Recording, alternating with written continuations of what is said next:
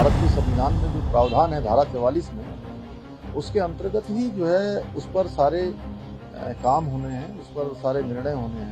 एक देश में सबके लिए एक समान कानून होना चाहिए। हमारी ही पहल थी कि जो है एक भ्रष्टाचार विरुद्ध जो है एक बड़ी लड़ाई होनी चाहिए, भ्रष्टाचार मुक्त भारत होना चाहिए। देखिए, जो यूनिफॉर्म सिविल कोड है वो भारत की संविधान की जो मूल भावना है, जो भारत के संविधान में जो प्रावधान है धारा 44 में, उसके अंतर्गत ही जो है उस पर सारे काम होने हैं, उस पर सारे निर्णय होने हैं। और जो हमारी ड्राफ्ट बनाने वाली कमेटी है, यूसीसी कमेटी, उस पर काम कर रही है और वो सबके हित में आएगा। एक देश में सबके लिए एक समान कानून होना चाहिए, इसकी मांग लंबे समय से उठती रही है।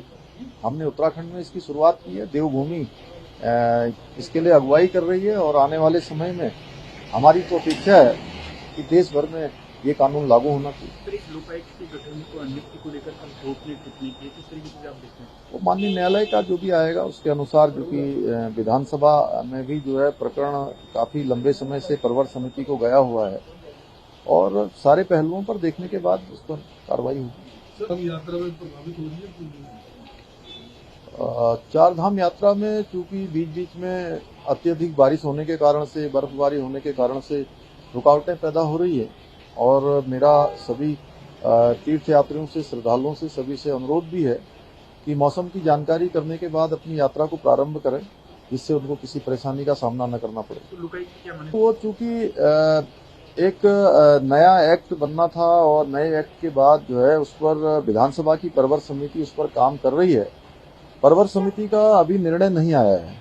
प्रवर समिति का निर्णय आएगा तो उसके बाद ही जो है उस पर सरकार कार्रवाई करेगी। हम तो शुरू से जीरो टॉलरेंस की बात करते हैं, भ्रष्टाचार मुक्त उत्तराखंड की बात करते हैं और हमारी ही पहल थी कि जो है एक भ्रष्टाचार विरुद्ध जो है एक बड़ी लड़ाई होनी चाहिए, भ्रष्टाचार मुक्त भारत होना चाहिए। उसके लिए माननीय प्रधानमंत्री जी के नेतृत्व में आज पूरे देश के अंदर एक नई कार्य संस्कृति भ्रष्टाचार मुक्त भारत की दिशा की ओर आगे बढ़ रही है।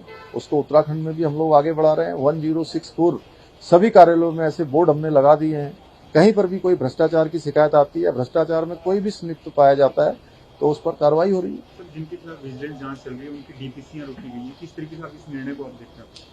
देखिए, चूंकि वो कमेटी का अपना फैसला है, लेकिन अगर कहीं पर भी किसी के भी खिलाफ कोई जांच है तो उस पर कार्रवाई होगी, चाहे कोई हो। सर, बद्रीनाथ करने के लिए मनाही हो गई है, उस पर आपका क्या कहना है?